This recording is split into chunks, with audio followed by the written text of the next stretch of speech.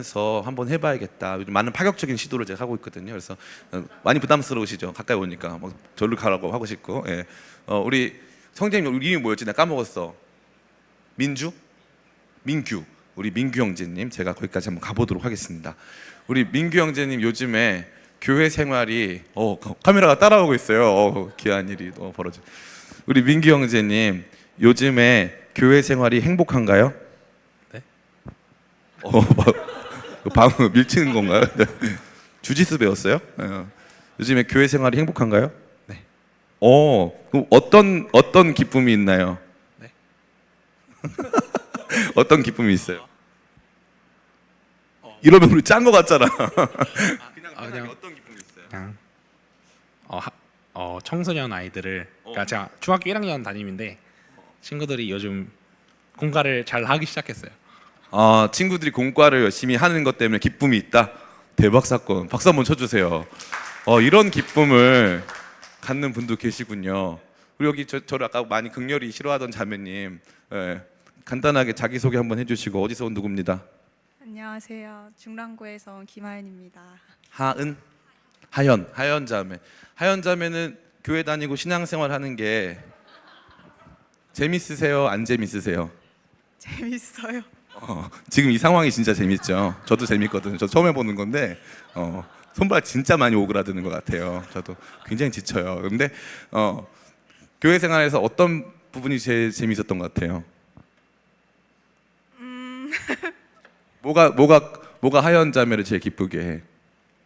저도 중고등부를 하고 있는데 중고등부 아이들이 조금씩 적극적으로 변하는 모습이 오, 능력자들 엄청 많네. 우리 박수 한번 쳐주세요. 이런 고귀한 즐거움이 있다니. 제가 예상했던 것과는 굉장히 다른 답변들이에요. 제가 예상했던 답변들은 주로 요즘 사실 힘들어요. 뭐 이런 건 줄 알았는데 너무 기뻐요. 신앙생활 너무 행복해요. 뭐 이런 답변이 나올 거는 제가 상상을 못했어요. 그래서 굉장히 제 마음이 어디 설교를 원래 써 있거든요. 여기에 힘들다고 하면 우리가 왜 힘들까 이렇게 써 있는데 아무도 힘들다고 안 하고 너무 행복하다. 내가 힘들어. 저기 고인물 우리 우리 편. 네, 저분 힘드시겠죠. 결혼한 지가 얼마 안 됐습니다. 박수 한번 쳐주세요. 네. 우리 결혼은 미지의 세계인데 우리 미지의 세계로 들어가신 우리 이미지 자매님 귀합니다. 교회 생활은 힘들지만 또 가정 생활 행복하니까 또 신명기 형제님과 또 행복한 시간을 또 보내실 것 같은데요. 제가 왜 이 질문으로 시작했냐면 저는 담임 목사인데 교회 생활이 기쁘지 않거든요. 이런 거 말하면 안 되는. 우리 성도도 막 그러니까 그게 성도들도 기뻐하는데 막 그 기쁨이 막 이 정도 반응인 줄 몰랐어요. 그래서 되게 공감하는 건 줄 알았더니 막 분위기 진짜 안 좋네. 근데 저는 개인적으로는 이렇게 그런 충만한 기쁨이 누리던 시간이 있으니까 그거에 비해서 조금 이제 많이 이렇게 그 시간들에 비해서는 좀 많이 지친 것 같다 이런 생각이 많이 듭니다. 근데 우리 두 분이 우리 민규랑 또 하연 자매랑 중등부 애들이 공과 잘 참여하고 변화된 것 같아서 너무 기쁘다고 그랬어요. 그렇죠? 근데 만약에 중등부 애들이 공과 참여를 안 하고 선생님 바꿔달라고 탄원서를 쓰고 그러면 그 다음 기쁨은 뭐예요? 그죠? 좀 쉽지 않겠죠. 우리가 신앙생활을 하면서 사실은 진정한 의미의 기쁨, 다시 말해서 그 어떤 것도 이루어지지 않아도 우리 안에 근본적으로 신앙은 기쁘고 즐거운 것이다 라고 말할 수 있는 그 무언가가 필요하고 사실 그게 맞다는 거죠. 따라해 볼까요? 신앙생활은 기쁨. 신앙생활은 기쁨이에요. 예수님 안에서 살아가는 우리의 삶은 기쁨의 향연 그 자체입니다. 그래서 저희 교회가 이름이 기쁨의 교회인데 우리 교회가 맨날 하는 말이 있어요. 우리의 신앙은 숙제가 아니고 축제다. 이렇게 따라해 볼까요? 신앙은 숙제가 아닌 축제. 신앙은 축제예요. 신앙은 그 자체로 기쁨이고 우리가 봉사 어떤 공동체 이런 거 없어도 그 믿음 안에서 그 은혜와 사랑 안에서 기뻐하고 즐거워하게 되는 것, 그렇게 해야만 하는 것, 그렇게 되는 게 자연스러운 것, 그게 신앙이죠. 그런데 그게 쉬워요, 어려워요? 생각보다 쉽지가 않아요. 그래서 저희 교회도 최근에 우리의 신앙은 숙제가 아니고 성도들이 축제 이렇게 했는데 최근에 다시 바꿨어요. 숙제하고 축제하자 이렇게 바꿨어요. 우리가 그동안 힘들었던 이유가, 기쁘지 않았던 이유가 축제만 계속하고 숙제를 안 했어. 그래가지고 너무 마음에 걸리는 게 많더라고. 그래가지고 숙제하고 축제하자 해가지고 요즘은 숙제 먼저 하고 있는 상황이에요. 그래서 막 성경 암송 막 시키고 제자 훈련 막 훈련 들어가고 뭐 이렇게 했습니다. 제가 여러분에게 이제부터 드릴 이 이야기는 요한, 특별히 세례 요한이 가진 기쁨에 대한 가장 순수한 형태의 예수님 안에서 살아가는 한 사람이 가진 기쁨이 도대체 어떤 모습이었는가를 짧게 같이 나누려고 하는데, 이 기쁨을 파악해 보자면 우리가 정말로 어떻게 예수님 안에서 진짜 기뻐하며 살아갈 수 있는가를 분별하고 발견할 수 있게 됩니다. 총 3가지인데요. 가장 순수한 형태의 신앙적 기쁨, 첫 번째, 화면을 한번 띄워주시겠습니까? 네. 안 된다는 건가요? 안 돼도 돼요. 네, 이거 뭐 지금 체조하는 건 예뻐요. 사랑한다고. 감사합니다. 자, 첫 번째 기쁨 따라해 볼까요? 나를 아는 기쁨. 네, 나를 아는 기쁨이 있어요. 나를 아는 기쁨. 우리 같이 한번 말씀을 읽어봤으면 좋겠습니다. 우리 28절 같이 한번 읽어볼까요? 시작. 내가 말한 바 나는 그리스도가 아니요 그의 앞에 보내심을 받은 자라고 한 것을 증언할 자는 너희니라. 아멘. 내가 말한 바 나는 그리스도가 아니요. 굉장히 재밌는 게 요한복음은 예수님에 대하여서 나는 생명의 빛이다, 내가 있었다, 내가 있다, 이 모든 비동사, 우리 영어로 치면 비동사가 있어요. 헬라어로는 에이미 동사라고 하는데, 이 에이미 동사가 요한복음의 특징이에요. 나는 무엇이다, 나는 있다, 현재형으로 기록되어 있어요. 그러니까 나를, 예수님이 자기의 존재를 강하게 보여주시면서 내가 존재함, 내가 어떠한 형태로 존재함을 보여주시면서 메시지를 던져요.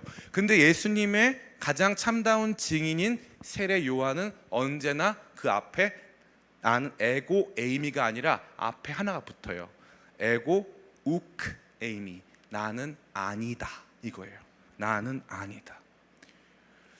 세례 요한은 자기 자신이 누구인가, 어디서부터 와서 어디로 가야 하는가, 어디에 살아야 하는가, 무엇을 해야 하는가, 내가 얼마만큼의 시간을 갖고 있는가에 대한 자기에 대한 자기 목적에 대한 지식이 확실했어요. 그래서 그는 어릴 적부터 광야에 살았고 거기에서 세례 주는 일들을 감당했고 거기서 수많은 사람들을 일깨워 다시 한번 주님 앞에 살아갈 수 있게 하는 도전을 준 사람이에요. 세례 요한의 사역이 성공적이었을까요? 아니었을까요? 굉장히 성공적이었어요. 심지어 그 당시에 이 팔레스타인 지역을 지배하고 있었던 로마 군인들조차 세례 요한을 함부로 건들 수가 없었고 세례 요한 앞에 나와서 세례까지 받을 정도였어요.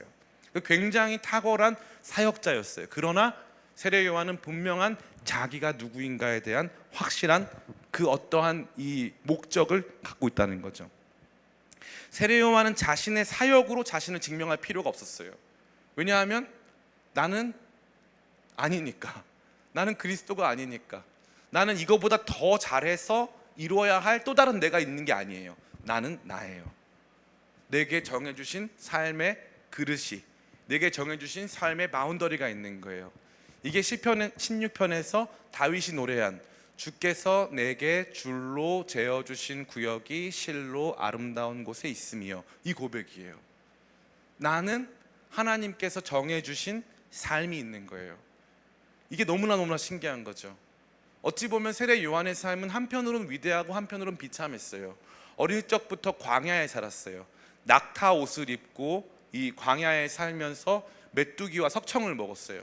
목사님, 메뚜기와 석청 엄청 건강식, 그만하자. 그거 아니야. 맛없어. 맛이 중요하죠, 그죠? 예, 저는 약도 안 먹어요, 맛없어가지고. 맛이 엄청 중요한데, 저 똑같은 요한인데 저는 메뚜기 석청 못 먹습니다. 절대 못 먹어. 근데 세례 요한 그거 먹었어. 예? 근데 그거 먹는 자기, 너보다 거룩한 나, 여기서 지금 세례를 베풀고 어린 나이에 이 현장에 나와서 약대털 옷을 입고 수많은 사람들에게 말씀을 전하고 수많은 사람들을 회심시킨 나, 세례 요한에겐 그게 없어요. 사역으로 확인되고 증명된 내가 없어. 내 가치가 공동체 안에서 내가 이 정도야, 사람들이 나한테 이 정도 찾아왔다고, 이게 있다 없다? 없다는 거예요. 아까 우리 민규 형제도 얘기하고 하연 자매도 얘기했잖아요. 사역이 잘 돼요. 저도 그럴 때 있어요. 저도 그럴 때 있어요. 아주 유명한 교회에서 불러줄 때 있어요. 그러면 은근 자랑하고 싶을까 안 하고 싶을까? 조금 하고 싶어. 페이스북에 살짝 올려. 근데 더 웃긴 건 얘기해 줄까요? 내가 한 번은 그런 작년인가 코로나 중간이었는데 그때 막 여름에 사역이 막 진짜 수십 개가 잡힌 거예요. 그래서 혹시나 나를 초대하고 싶은 사람들이 있을 수 있잖아요. 근데 일정 보고 하라고 내가 이 페이스북에다가 내 여름 일정을 올렸어요. 조금 과시하고 싶은 마음이 있었을까 없었을까? 없었거든. 죄송합니다. 있었어요. 조금 있었어요. 조금, 아주 조금, 많이는 없었어. 근데 조금은 있었어. 근데 농담 안 하고 되게 유명한 목사님이 저한테 바로 카톡을 했어요. 바로 카톡해서 내리라고 하더라고요. 내리라고. 저는 그때 너무 손발이 오그라들었어요. 내려. 목사님 내려요. 그런 거 하지 마. 바로 내렸어. 그때 저는 그게 너무 고마웠어. 너무 고마웠어. 이게 교회 개척하고 또 어려운 시간들을 막 가다 보면은 내가 하고 있는 사역이 얼만큼 성공적이냐에 따라 내가 그것으로 평가될 거라고 하는 생각이 있어요. 여러분, 이게 단순히 세례 요한은 하나님 사역이기 때문에 그런 게 아니에요. 우리가 하는 모든 일이 마찬가지예요. 직장에서의 일, 학교에서의 일, 관계 안에서의 사람들이 평가하는 나 자신이 있을 수 있단 말이에요. 그런데 그렇게 되면 진정한 기쁨으로 기뻐할 수 있을까 없을까? 없는 거예요. 언제나 이 사람이 나를 좋아해 줘야, 언제나 이 일에 대한 반응이 좋아야, 교수님의 평가가 좋아야지만 기뻐할 수 있는 거예요. 근데 지금 상황은 어떤 상황입니까?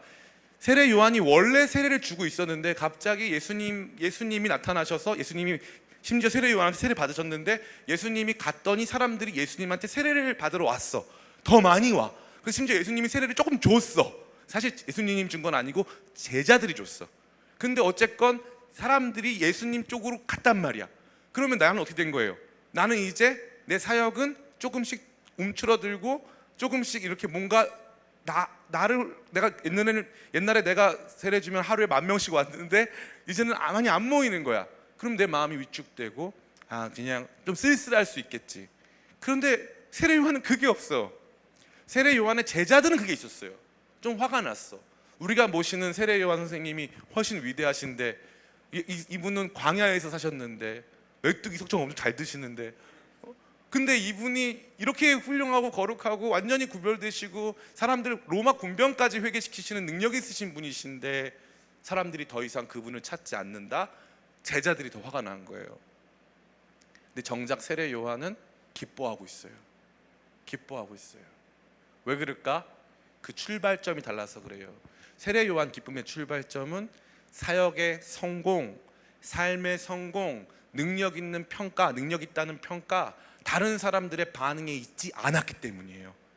내 삶을 정직하게 바라보면서 내게 주어진 것들 안에서 나를 부르신 하나님의 목적을 발견하고 그 안에서 순수하게 기뻐할 수 있는 것이죠. 저는 저를 굉장히 싫어했어요. 얼굴이 까매 안 까매? 하얗진 않잖아. 까매요 누구야? 그래서 감사합니다. 안 까매요 감사합니다. 까맣거든요. 옛날에 더 까맸어. 별명 탄누룽지. 그리고 막 진짜 까만 별명들 있잖아요. 시커먼스, 뭐 토인, 뭐 이런 거 다 내 별명이었어요. 그뿐만 아니라 온갖 컴플렉스 덩어리였어. 내가 온갖 컴플렉스 덩어리였어. 내가 나이 먹어서 제일 좋은 게 뭔 줄 알아요? 은혜 받아서도 열등감 없어졌지만 나이 먹어서도 약간 뭐가 생기냐면 에라 모르겠다 이게 좀 있어요. 그거 되게 기분 좋아요. 에라 모르겠다. 더 이상 사람들의 평가 이런 거 받는 거 별로 이렇게 관심 없어요. 인스타그램 제가 요즘에 좀 관심이 있어요. 해볼까? 하다가 바로 포기. 사진 왜 이렇게 잘 찍어 다들? 미쳤어? 사진이 왜 이렇게 퀄이 좋아? 그래서 그거 올릴까 하다가 그리고 거기 좀 그 팔로워 숫자 있잖아. 예민해질 것 같아가지고 들어갔다가 안 가고 들어갔다가 안 가고 있어요. 안 가고 있어요. 근데 그러다가 가끔 이제 그런 생각이 들어. 저는 그래서 페이스북에 글만 쓰거든요. 사진도 안 올리고 글만 쓰는데 나는 그런 내가 좋아. 요즘에 내 화두가 뭔 줄 알아요? 나는 나를 좋아해 이거예요. 되게 유치하죠. 이걸로 책 쓰려고 그래요. 나는 나를 좋아해. 필명 필명 조이 그렇게 해가지고 수필집 나는 나를 좋아해 쓰고 싶어. 진짜 바보 멍청이 같지만 진짜로. 왜냐하면 내가 처음 알았거든. 나는 나를 좋아한다는 걸. 그 전까지는 몰랐어요. 그럼 어떤 나를 좋아하냐? 사람들이 열광하는 나, 사람들이 바라보는 내가 아니라, 우리 집은 어릴 때 너무 가난했거든요. 아버지 6살 때 돌아가시고 우리 큰 누나 내가 10살 때 죽고 집이 너무너무 가난하고 너무너무 힘들었어요. 그래서 늘상 누군가 앞에서 대단한 사람처럼 보이고 싶었어요. 공부도 엄청 잘했어요. 초등학교 때 전교 학생회장 막 이런 거 하고 대단했어요. 계속 뭘 자랑하고 싶었고 뭘 보여주고 싶고 증명하고 싶었어요. 목회 과정에서도 마찬가지고 사역 과정에서 마찬가지였어요. 우리 쉐이커스 예배는 무려 2006년 12월부터 시작했으니까 중간에 몇 번 뭐 빠지고 해가지고 했지만 우리 거의 초창기 우리 베이스 오늘 게스트 왔는데 우리 이화의 경제 한번 차례에서 일어나 보세요. 저 사람이 쉐이커스 첫 번째 예배 때부터 함께하고 우리 음악 노예거든요. 그래가지고 맨날 뭐 음악 만들고 박수 한번 쳐주세요. 음악 노예예요. 그래서 뭐 저기 어린이 찬양 만들려고 만들고 막 내가 가서 막 하면 우리 쉐이커스 음악 노예 맨날 음원 다 만들고. 근데 그때부터 같이 했어요. 같이 하다가 전 늘 그만두고 싶었어. 왜 그만두고 싶었는지 알아요? 인원이 몇 명 이상 안 모이더라고. 근데 난 그만두고 싶었어. 근데 요즘에 제가 그만둘 마음이 있어 보여 없어 보여? 전혀 없어. 계속 할 거야. 죽을 때까지 계속 할 거야. 왠 줄 알아? 나는 나를 좋아해. 유치. 죄송합니다. 그래가지고 이제는 제가 이거 관심이 없는 거예요. 몇 명이 모이냐가 아니에요. 진짜 여기 안에서 변화되는 사람들, 진짜 하나님 나한테 맡겨주신 일이라면 나는 기쁘게 이 일을 감당할 수 있어요. 누가 나한테 뭐라고 말하면 미안해요 라고 말할 준비가 돼 있어요. 미안해요, 나 그렇게밖에 못해요, 이게 내 전부예요, 이게 내가 할 수 있는 최선이에요 라고 말하고 나도 부끄럽지 않을 것 같아요. 더 이상 남과의 비교를 통해 나 자신이 얼마만큼인지를 증명하고 확인하려고 하는 시도가 내 안에는 없어요. 나답게, 그리고 나를 만들어주신 주님께 감사하며 내 안에서 나를 즐거워하고 있는데, 그게 바로 내가 하나님을 진짜 기뻐할 수 있는 출발점이 되더라고요.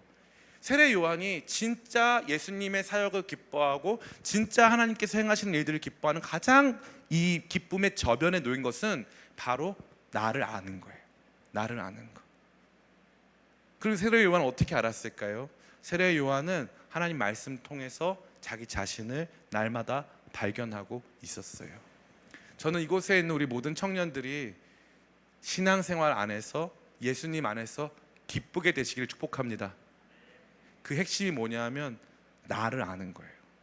그럼 여러분 어떻게 해야 되겠어요? 기도하시기 바랍니다. 하나님, 저도 나를 사랑하게 해주세요. 나를 알게 해주세요. 나를 이렇게 불러주신 주님.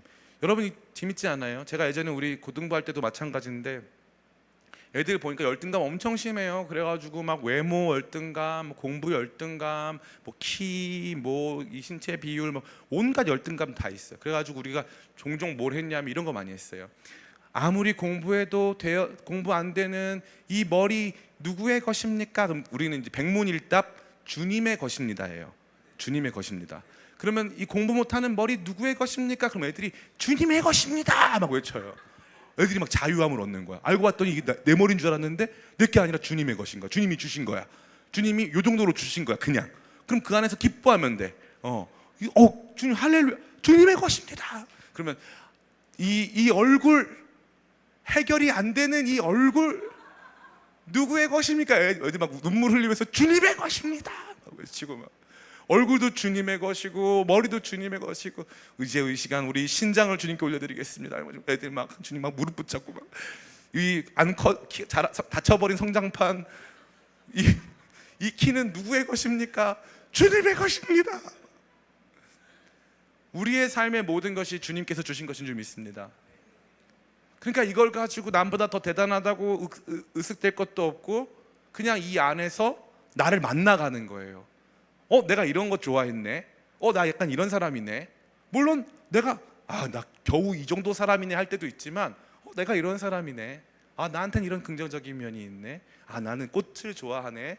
나는 아름다운 이 산, 아름다운 자연을 너무 좋아하네. 나는 착한 사람이었네. 나를 만나고 있는 거 있죠. 그러면서 너무 기쁜 거예요.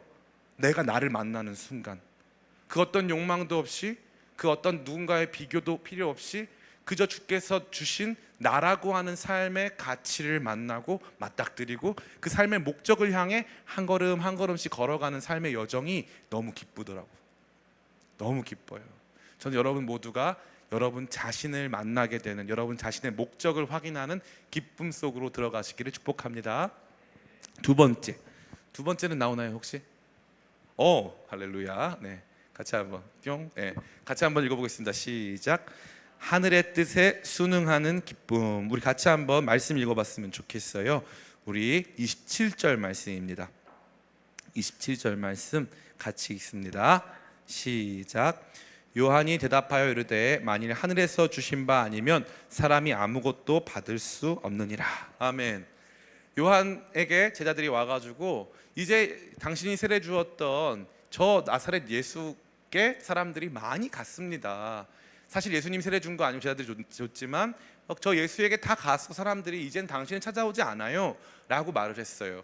그 안에는 아까 말씀드린 바와 같이 우선적으로 나라고 하는 존재의 확신과 내가 누구인가에 대한 분명한 알미 있었어요. 그런데 그 분명한 알미 있다 할지라도 상황과 현실, 현상 속에서 우리가 섭섭하고 그 상황에 대해서 부정적인 평가를 내릴 수 있잖아요. 그죠? 나는 누군지 알지만 거기서 주어지고 있는 일들 속에서 답답할 수 있고 그 상황과 현실을 잘못 해석할 수 있단 말이에요. 그런데 세례 요한은 기가 막혀요. 하늘에서 주시지 않으면 아무것도 받을 수 없는 거야. 이건 굉장히 재밌는 표현이에요. 하늘에서 주시지 않으면 사람이 받을 수가 없는 거야. 그러면 그동안 했었던 사역 누가 주신 거예요? 하늘에서 주신 거예요. 내가 이 정도 시간을 살아내고 이 모든 과정 속에서 그 거룩한 삶을 살아낼 수 있었던 능력 하늘에서 주신 거예요. 사람들이 찾아왔다가 이제 쓱 빠져나가는 모든 것들 하늘에서 주신 거예요.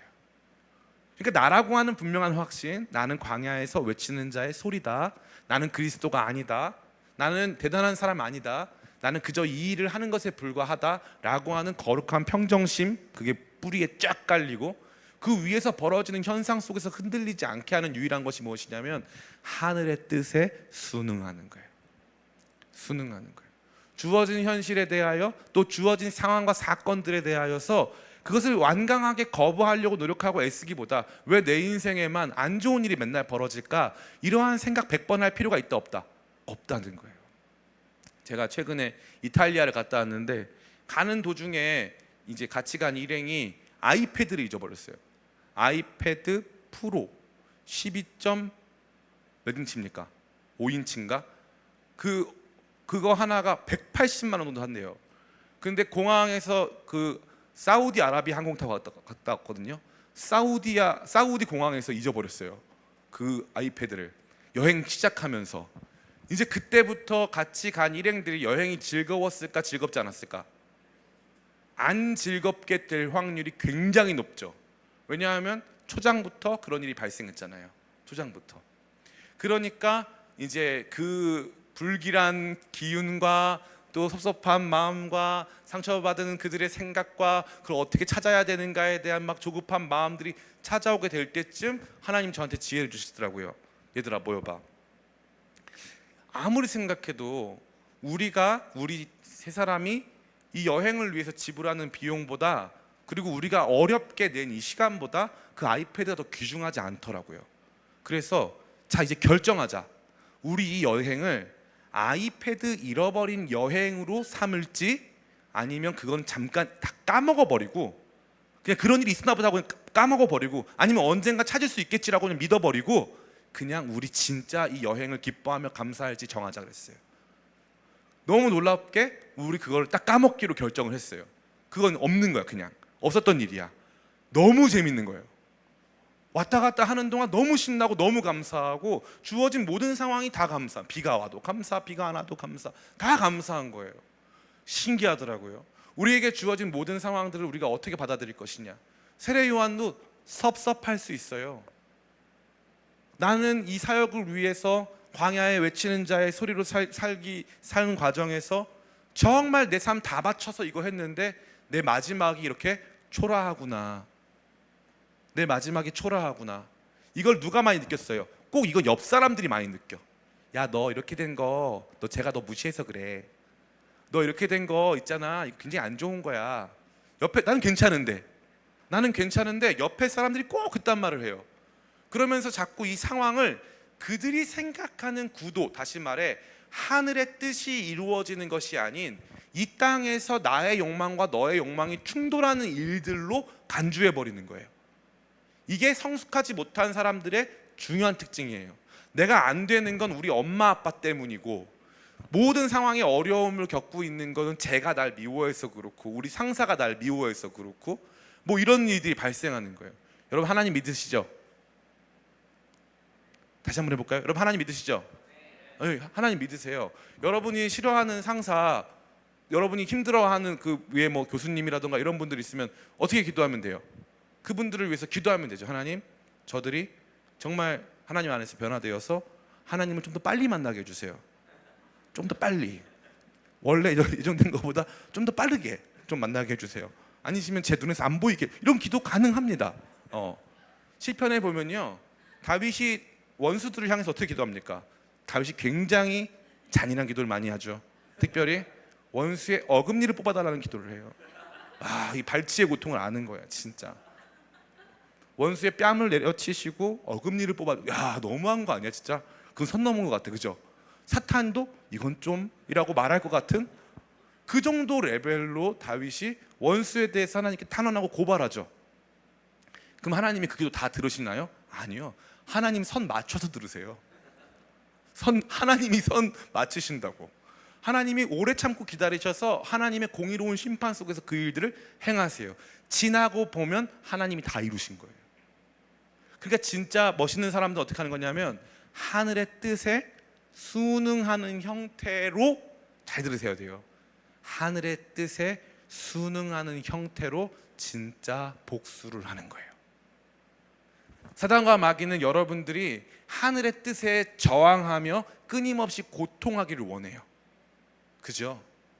여러분이 싫어하는 사람도 마찬가지예요. 그 사람이 여러분 싫어하면서 여러분들이 나는 괜찮아 이러면은 그 사람 열불나 죽습니다. 야, 너 그거 가지고 말도 안 돼. 나는 괜찮아 이러면 막 그 사람이 죽어요. 하나님 뜻을 순응하면서 선하신 아버지께서 내 삶에 가장 좋은 것을 주셨음을 믿고 하나님께서 안 주시면 못 받는 거지 뭐 하면서 살아가는 거예요. 제 어릴 적 꿈은 아빠가 되는 거예요. 저는 6살 때 아빠가 돌아가셔가지고 아빠가 없었어요. 근데 우리 아빠가 고아였거든요. 고아여서 우리는 이 친가 쪽에는 친척도 없어요. 그 친척도 없고 사실은 우리 형이랑 저랑 아빠가 달라요. 그래서 저 이름은 우리 형 족보로 가 있는데 엄밀히 말하면 나는 이씨가 아니에요. 원래 족보가 달라서. 그러면 나는 우리 아버지랑 우리 엄마랑 혼인신고를 안 하고 낳은 사람이 나예요. 나는 족보가 있어요, 없어요? 족보가 없어요. 저는 잡초예요, 잡초. 그냥 길에서 그냥 피어난 잡초. 그러니까 내가 원했던 건 아이를 낳는 거예요. 아이를 낳는 거. 그런데 우리 아내가 작년에 자궁 적출 수술을 받았어요. 그래서 우리는 생물학적으로 아이를 가질 수가 없어요. 제가 말씀드렸죠. 제 꿈은 아빠가 되는 거였어요. 다른 건 다 필요 없어요. 어떤 대단한 직업도 나는 관심 없었어. 아빠가 되는 게, 좋은 아빠가 되는 게 꿈이었어.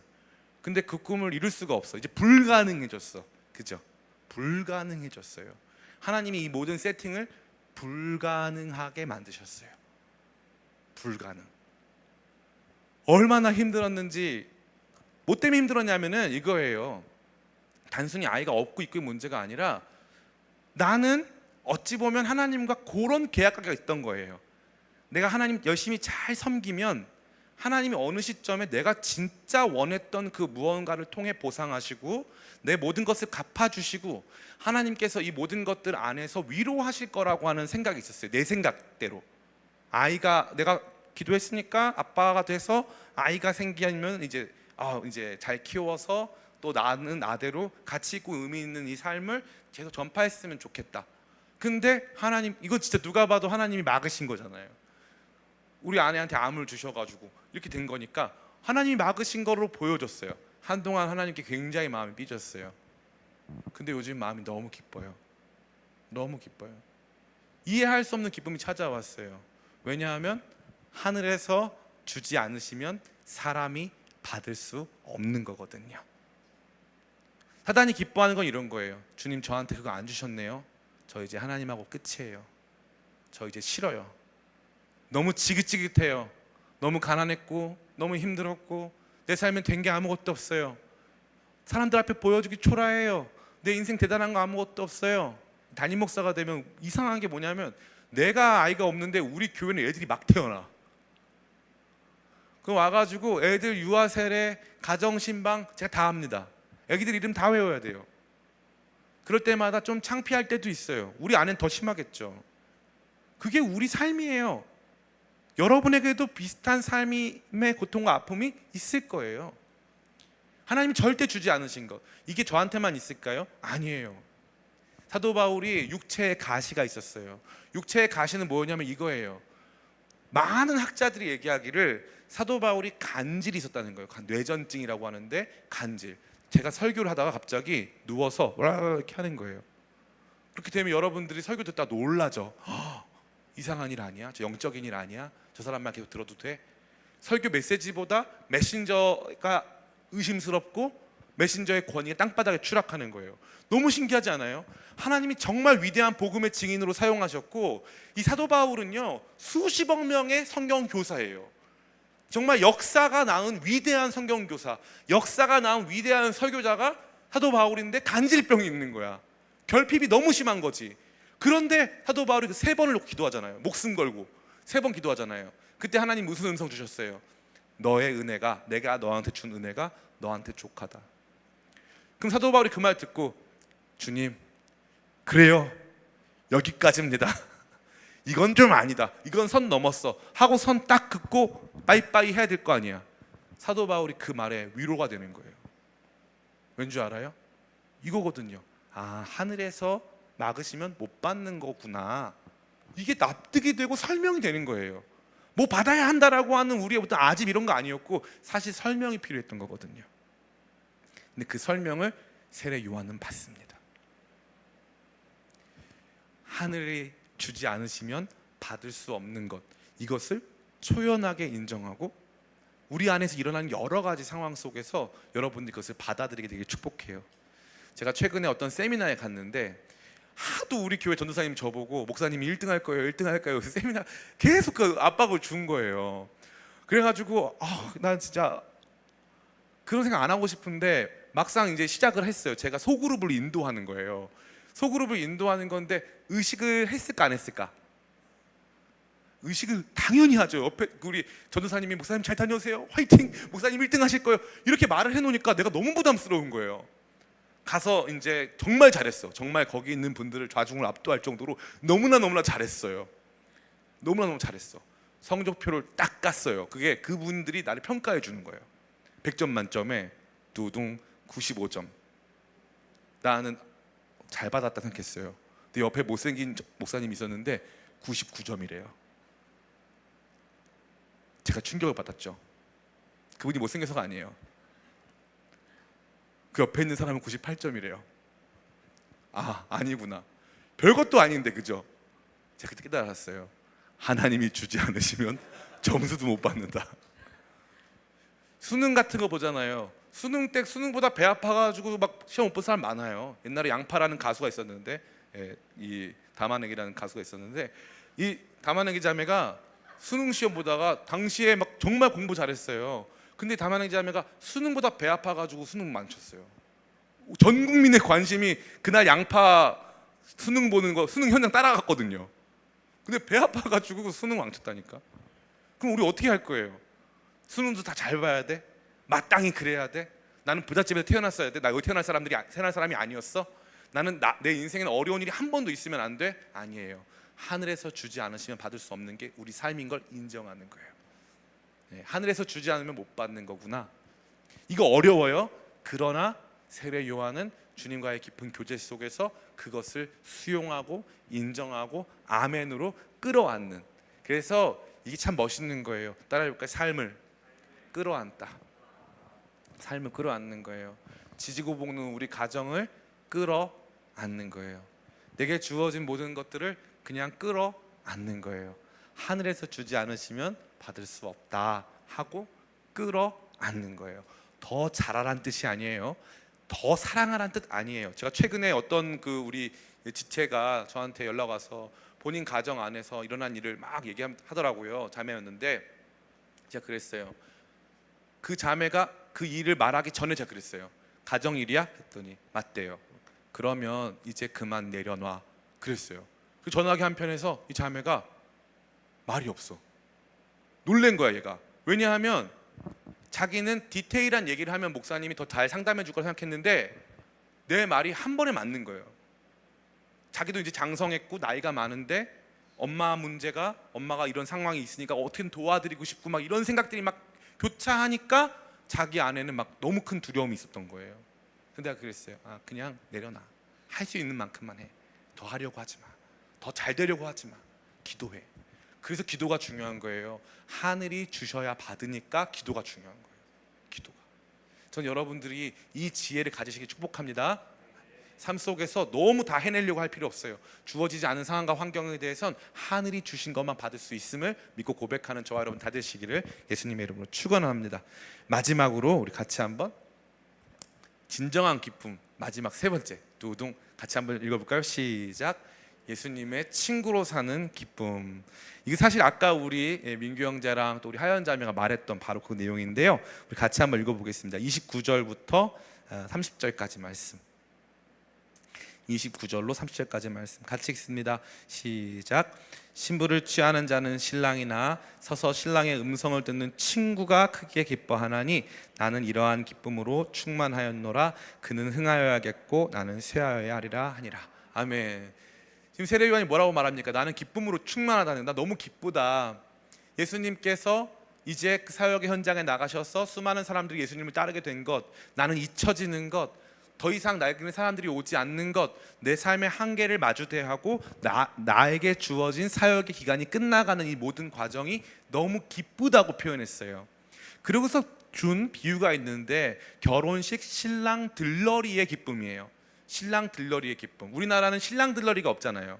근데 외국은 신랑 들러리가 있어요. 옆에 증인으로 서가지고 이렇게 넥타이 매고 증인으로 서가지고 이렇게 뭐 전달해주고 뭐 같이 뭐 확인해주고 하는 신랑 들러리가 있거든요. 근데 이 신랑 신부가 있는데 신랑 들러리가 자기 이 친구인 신랑이 신부와 같이 혼인 서약을 하는데 막 너무 기쁜 거예요. 우리 친구가 결혼하게 돼서 너무 행복하다.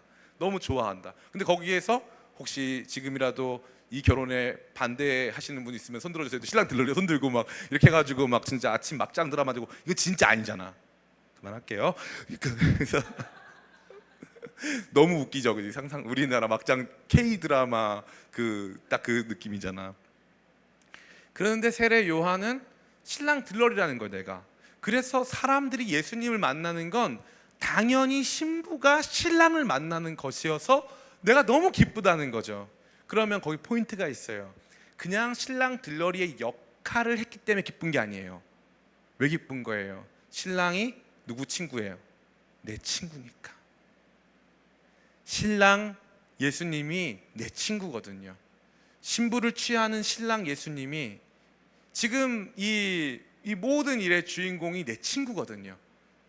예수님과의 깊은 교제의 친밀감, 예수님을 향한 사랑의 마음이 그로 하여금 지금 자기 옆에 있었던 사람들이 다 떠나가고 사람들이 이제 예수님께로 향하고 있는 모든 것을 바라보면서 그 기쁨으로 충만케 됐는데 신랑 친구의 기쁨이에요. 신랑 친구의 기쁨은 아까 여기서 우리 말한 친구들처럼 중학교 1학년짜리 애들이 나 너무 좋아요. 선생님 통해서 말씀드리니까 너무 좋아요. 저 예수님도 잘 믿어볼게요. 너 이번에 수련회 가니? 저 이번에 선생님 때문에 가려고요. 선생님도 같이 가시죠? 사실 난 못 가는데 뭐 이러면서 막 애들이 막 너무 좋아하고 기뻐하면 너무 좋잖아요. 우리 교회는 그런 역사가 굉장히 많아요. 예전에 한 자매가 오더니 저한테 얘기하는 거예요. 목사님, 내 동생을 위해서 기도해달래요. 자기 동생을. 친여동생을 위해서. 그래서 친여동생을 위해서 기도해 달라는데 이 친여동생이 얘가요 진짜 성격이 더럽고요 막 이러면서 언니가 뭐 동생을 위해서 기도를 해달라는 건지 저주를 해달라는 건지 모르겠는데 진짜 저랑 사이가 안 좋고요. 저는 신실하게 예수님 믿는데요. 얘는요 뭐 예수님 믿는 사람 엄청 조롱하고 막 그래요. 근데 걔 예수님 믿을 수 있도록 기도해 달라는 거예요. 그래가지고 기도를 해줬죠. 하루는 진짜 누가 봐도 얼굴이 그 동생처럼 생긴 그 자매가 온 거예요. 드디어 왔어요. 냉소적인 얼굴, 그 어떤 차디찬 그 얼굴, 내가 당신을 평가해 주리라 라고 하는 그녀의 그 불꽃 같은 눈동자, 그리고 내가 말해도 웃지 않는 그녀의 아주 냉철한 입술, 이런 걸 내가 다 보고 있다가 이제 설교를 다 끝마치고 이제 갔어요. 갔더니 이제 이 집에서 이제 얘기가 나온 거죠. 너 오늘 교회 왔더니 설교 맞죠? 오늘 예배 어땠어? 했더니 목사님이 웃기더라고 하고 넘어갔어요. 몇 주를 나오다가 이 자매가 이제 갑자기 표정이 달라지기 시작하더라고요. 그 천하의 언니가 보기에는 천하의 가장 구원받기 어려운 내 동생이 얼굴이 달라지기 시작하는 거예요. 얼굴이. 그러면서 예배하기 시작하다가 나중에 이제 이 친구가 갑자기 세례를 받겠대요. 그래서 이제 세례 우리는 이제 세례 받기 전에 간증문을 다 발표를 하고 세례를 받거든요. 이 친구가 간증문을 딱 이렇게 읽는데 예배당 전체가 눈물바다인 거예요. 자기가 그동안 나쁜 짓 했던 사람 아니거든요. 그냥 예수님을 멀리하며 살아왔던 사람인데 온 성도들이 다 눈물을 흘리고 언니는 그렇게 동생이 미워했는데 그렇게 지가 제일 많이 울더라고요. 엉엉 울고 걔 완전히 세례 받아가지고 완전히 하나님의 딸 됐잖아요. 그 말도 안 되게 변화됐어요. 그때 우리 온 교회가 무슨 우리 교회 스타렉스가 생긴 날, 우리 교회가 무슨 뭐 100명 돌파한 날 다 필요 없어요. 그날 가장 기뻐했어요. 그날이 가장 큰 축제였어요. 지금도 잊을 수가 없어요. 신랑 친구의 기쁨 진짜 그 누구도 비교할 수 없는 기쁨. 이거 얼마나 기쁜 거냐면 선교사님들이 해외 선교 나가서 때로는 목숨을 잃기도 하시잖아요. 우리 코로나 기간에 우리 교회에 있는 미얀마 선교사님이 거기 현지에서 코로나에 걸렸는데 누가 봐도 죽게 생긴 거예요. 그래가지고 간신히 구해서 산소통을 통째로 그 집으로 들고 가서 산소 호흡을 시키면서 간신히 살렸는데 심장에서 문제가 생겨가지고 잠깐 이분이 정말 이 임사 상태, 죽음 상태로 들어갔다가 다시 나오신 거예요. 그래가지고 이분을 우리가 모시고 오려고 이제 그 당시에 앰뷸런스 그 비행기가 있거든요. 그 비행기가 한 번 뜨는데 2억이야. 한 번 뜨는데. 그래서 우리 그거 2억 모금하려고 정말 막 그 알리고 막 그랬어요. 그 선교사님 간신히 돼가지고 그 비행기 안 타시고, 감사하게 안 타시고 한국으로 복귀하셔서 치료만 6개월, 7개월, 8개월을 받았어요. 근데 그 선교사님 어떻게 하시는지 알아요? 나이가 많으세요. 이제 좀 있으면 60이신데. 그러고 나서 미얀마 쿠데타가 일어났어. 그러고 나니까 선교사님이 본인 다시 들어가야 된대요. 미얀마에 쿠데타 난 그 땅으로 다시 가야 된대. 그 왜 갈까? 왜 가는 줄 알아요? 책임감 때문에 가는 거 아니에요. 많은 사람 착각하고 있어요. 거기에 진짜 기쁨이 있거든요. 신랑 예수님이 신부를 기다리시거든요. 신랑 친구 들러리가 빨리 그 결혼식 성사시키러 가야 되거든요. 우리 신랑 예수님이 기다리시면 안 되니까. 그래서 거기에 띠똥똥 어린이집이라는 어린이집이 있는데 거기가 우리나라 70년대랑 똑같아서 강남이 있어요. 거기가 강남이 우리나라 70년대 마찬가지. 강남이 원래는 다 뻘이었거든요. 근데 그 띠똥똥 어린이집 거기도 다 뻘밭인데 이 강을 건너서 있는 띠똥똥이 133이란 뜻이에요. 그 어린이집을 시작했는데 그 어린이집에서 지난 작년에 작년 12월 11월 정도에 교회를 시작하신다는 거예요. 거기 예수 믿는 사람 한 명도 없어요. 한 명도 없습니다. 단 한 명도 없는 거기서 교회를 시작하신다는 거예요. 애기들하고 데리고 이제 교회를 시작하시겠다. 은혜 교회라고 이름 붙이고 교회를 시작하셨는데 지금 60명이 모여요. 그 동네에서 난리가 다 뒤집어졌어. 그때 선교사님이 가질 수 있는 기쁨은요, 돈으로 환산할 수 있는 게 아니에요. 그러니까 우리가 예수 믿는 가장 큰 즐거움은 순차적인 건데, 첫 번째는 나라고 하는 존재를 받아들이는 거예요. 그리고 두 번째는 모든 상황에서 일어난 상황을 주님 손에 올려드리며 주님의 선하시고 온전하신 뜻이 이루어지기를 소망하며 내 삶에서 그렇게 화낼 필요도 없고 답답해할 필요도 없는 거예요. 초연하게 이겨내는 거죠. 그리고 마지막에는 그 예수님이, 신랑인 예수님이 신부된 그분의 성도들을 취할 때 기뻐하는 기쁨인데, 그 기쁨은 내가 예수님하고 긴밀하게 누리는 그 사랑의 교제 안에서 기뻐할 수 있는 거예요. 진짜 기뻐요. 그러면 예수님을 사랑하니까 기쁜 거예요. 예수님을 사랑하니까. 저는요, 이거 비밀인데 이건 영상 좀 잘라주세요. 저는 청소년들을 작게 말할게요, 많이 좋아하진 않아요. 청소년 사역을 하지만 막 좋아하진 않아요. 청년들은 좋아해요. 청소년들은 조금 저랑 안 맞아요. 청소년들은 포브스가 선정한 그 수명 단축 원인 뭐 3위 정도 할 거예요. 답답해 죽어, 걔네랑 같이 함께하면. 그래서 우리 민규 하연 대단한 사람들이에요. 하나님이 사랑하시는 사람들. 청소년, 특별히 중1이라고 했잖아요. 그 아이들은 진짜 웬만한 미전도 종족과 유사한 친구들이에요. 그런 친구들을 붙잡고 사역을 감당한다는, 너무 여러분들 귀합니다. 진짜 귀해. 그래서 제가 하루는 제가 정말 복음을 전하고 싶지 않고 정말 함께하고 싶지 않은 그 사람들에 대해서 생각을 하는데, 하나님 그러시는 거예요. 너는 왜 내가 사랑하는 사람을 너는 사랑하지 않니? 이러시더라고요. 그때 발견했어요. 내가 청소년들하고 잘 맞아서가 아니에요. 저는요, 여러분 놀라지만 제가 나이가 40대 중반입니다. 깜짝 놀랐죠? 저 놀랐거든요. 하여튼 죄송하게. 이건 하지 말 걸 그랬어. 근데 이 정도 나이를 먹으니까 너무 어린 사람들 만나면 힘들어. 말이 안 통하잖아. 아까도 우리 재난 전사님이 아버지 너무 좋더라고. 저도 지난 35년 전에 불렀던 찬양인데요, 너무 좋았어요. 진짜 너무 행복했어. 근데 요즘 사람들 만나면 잘 안 맞아. 근데 그때 하나님 알게 하시는 거예요. 저 사람을 사랑하는 이유는 네가 저 세대랑 잘 맞기 때문이 아니라는 거예요. 내가 사랑하는 예수님이 저 아이들을 사랑하니까. 그래서 사랑하는 거예요. 그러면 사랑할 수 있어요. 그러면 60대건 70대건 80대건 사랑할 수 있어요. 그런데 내 능력으로 내가 나랑 코드가 잘 맞는다는 이유만으로 사랑하면 어떤 결과가 도출되냐면, 제가 아는 분들 그런 분들 계신데 70세신데 청소년 사역자분이 계세요. 그러면 잘 보세요. 그분은 청소년들이 자기 사명이에요. 청소년들은 그분을 만날 때 물론 당연히 좋으신 분이니까 당연히 좋아하겠지만, 청소년들한테 그분은 뭐가 될까요? 사명이 되겠죠. 극복해야 할 사명이 되는 거예요. 저분과 함께 신앙생활을.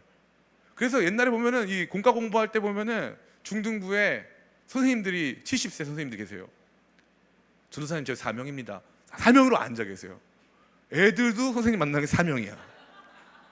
야, 이거 긴장감 쩔어요. 장난 아니야. 혹시 반 못 바꿔주시나 난리 납니다, 진짜로. 근데 그게 왜 그러냐 하면은 특정 세대, 특정 국가, 특정 지역, 내가 규정한 나와 잘 맞는 코드들 안에 머물러 있기 때문이에요. 그게 아니라 예수님을 사랑하면 그 예수님이 진짜 이 시대에 누구를 향해서 마음 갖고 있는지, 누구의 눈물이 누군가를 향해 예수님의 눈물이 흐르고 있는지 알 수 있다고요. 이 말씀하고 마치기를 원하는데, 저는 개인적으로 저희 어머니가 북한 탈북자 사역 1세대예요. 그래서 우리 어머니가 우리 집으로 데리고 오신 분이 대한민국에서 탈북자 중에 1호 목사님이에요. 그 정도로 탈북자 사역을 많이 하셨어요, 우리 어머니가. 그때 우리 어머니 사역하면서 하신 말이 뭐냐 하면, 탈북자들은 절대 변화되지 않는다. 그들과 함께 하는 건 너무나 위험한 일이다. 저희 어머니가 본인이 삶으로 사역하고 나른 결론이에요. 쉬운 게 아니에요, 쉬운 게. 그래서 저는 개인적으로 북한과의 통일이 절대 쉬운 문제가 아니라고 생각해요. 요즘은 기도만 하면 무슨 기도가 나온 줄 알아요? 북한을 위한 기도가 나와요. 북한을 위해서. BBC 여러분 꼭 보세요. 나중에 BBC에 이번에 다큐멘터리 나왔어요. 북한에서 사람들 굶어 죽어가고 있고, 수많은 엘리트들이 지금 탈출하고 있고, 목숨을 걸고 지금 이 많은 사람들이 탈북하고 있는데, 그게 북한 내 상황이 역대 최악으로 안 좋대요. 사람들이 굶어 죽고 있고요. 그 땅에 있는 사람들이 완전히 잘못된, 왜곡된 비진리 안에 살고 있어요. 로그 네이션이라고, 로그 네이션. 악한 국가예요. 그런데 우리는 그걸 잘 몰라요. 그래서 저는 그 땅을 별로 안 좋아해. 개인적으로 기도만 하면 눈물이 줄줄줄 나요. 기도만 하면 그 땅을 주님 불쌍히 해달라고, 제가 뭐라도 좀 하면 할 수 있다면 너무 좋겠습니다. 막 기도가 나와요. 너무 이상해. 그 기도 내가 좋을까 싫을까? 안 좋죠. 안 하고 싶어요. 그런데 기도가 나와요. 사랑하는 청년 성도 여러분, 진짜 신앙의 기쁨은 이렇게 구성되는 거예요. 첫 번째, 여러분 자신을 만나는 거예요. 거울을 들여다보면서 내게 주어진 것 하나하나를 바라보며 나를 만나는 거예요. 나를. 주님, 이게 저군요. 제게 주어지신 거군요. 나는 그리스도가 아니다. 나는 슈퍼맨이 아니다. 내 삶은 정해져 있다. 내게 주신 모든 것 하나님께서 줄로 재어 주신 것이다. 이것으로 말미암아 슬퍼할 필요도 없다. 모든 사람들은 각자의 고통과 아픔 속에서 살아간다. 나는 그저 나를 만날 뿐이다. 나를 만나는 거예요. 그리고 나서 무엇입니까? 나를 만나고 나서 내 삶에 이루어지고 있는 모든 상황과 환경들, 그 안에서 하나님의 은혜를 발견하는 거예요. 하나님이 주시지 않으면 받지 못한다. 없어도 하나님 그냥 안 주신 것 뿐이에요. 그러면 오케이가 되는 거예요. 자, 나는 여친이 없습니다. 손 들어볼까요? 네, 감사합니다. 하늘에서 주지 않으시면 사람이 받을 수가 없어요. 아멘. 기도하시길 축복합니다. 이게 삶 속에서 모든 일들을 그렇게 받아들이면 돼요. 은혜로 수용하는 거예요. 은혜로 끌어안는 거예요. 그리고 마지막으로 예수님하고 정말 사랑의 관계 속으로 들어가 예수님을 나의 친구, 내 사랑으로 고백하기 시작할 때 그 예수님이 누리시는 신랑의 기쁨을 더 크게 느끼는 영광을 경험하는 거예요. 전 여러분들 모두가 이러한 것들로 말미암아 여러분의 신앙생활, 그리스도 안에 있는 모든 삶의 모습으로 감사하고 기뻐하게 되시기를, 그 누구도 막을 수 없는 진정한 기쁨 속에 들어가시기를 예수님의 이름으로 축원합니다. 아멘. 아멘 작지만 상관없어요. 나는 나를 좋아하니까. 네, 우리 같이 한번 기도할까요? 잠시 부를